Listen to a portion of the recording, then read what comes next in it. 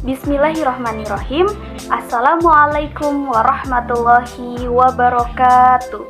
Sebelumnya perkenalkan, nama saya Ratih Maisinta. Di sini saya sebagai moderator dan izinkanlah kami di sini kelompok 6 untuk mempresentasikan hasil makalah kelompok kami yang dalam hal ini akan dijelaskan oleh teman kita yaitu Amrina Rosyada. Kepada Amrina Rosyada kami persilahkan. Bismillahirrahmanirrahim. Baiklah, terima kasih kepada moderator yang telah memberikan saya kesempatan untuk menjelaskan materi terkait pendekatan filosofis. Pertama, latar belakang pendekatan filosofis itu sendiri. Sejak awal permulaan sejarah umat Islam, agama sudah terdapat pada semua lapisan masyarakat dari seluruh tingkatan kebudayaan. Dari segi tingkatan kebudayaan, agama merupakan universal kultural. Salah satu prinsip teori fungsional menyatakan bahwa segala sesuatu yang tidak berfungsi akan lenyap dengan sendirinya. Karena sejak dulu hingga sekarang, agama dengan tangguh menyatakan eksistensinya. Pengertian pendekatan filosofis. Pengertian pendekatan dalam Kamus Bahasa Indonesia. Pendekatan adalah proses, perbuatan, cara mendekati, usaha dalam rangka aktivitas penelitian untuk mengadakan hubungan dengan orang yang diteliti. Metode-metode untuk mencapai pengertian tentang masalah penelitian. Pengertian filosofis. Secara etimologis, kata filsafat atau falsafah berasal dari bahasa Yunani, yakni dari kata philo yang berarti cinta, suka, dan senang. Kata sophia yang berarti pengetahuan dan kebijaksanaan.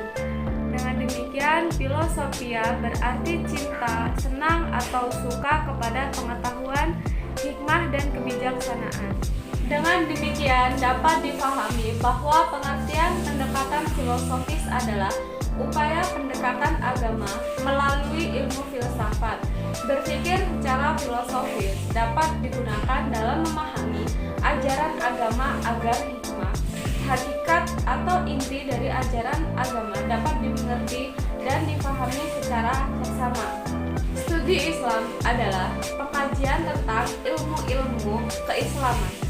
Adapun yang dimaksud ilmu-ilmu keislaman adalah pengkajian yang tidak hanya pada aspek-aspek normatif dan dogmatis, tetapi juga pengkajian menyangkut aspek sosiologis. Pendekatan filosofis dalam studi Islam.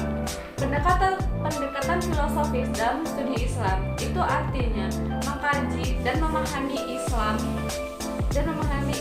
dan ajarannya dengan menggunakan disiplin ilmu filsafat, di mana pendekatan filosofis menggunakan pikiran. Dalam mempelajari ilmu-ilmu Islam, itu diperlukan pikiran menyelesaikan permasalahan-permasalahan dan persoalan Islam untuk mencari secara hakikat, inti, kebenaran, keutamaan, dan kebijakan tentang segala sesuatu. Maka diperlukan berpikir secara yang pertama sistematis, artinya berpikir yang teratur.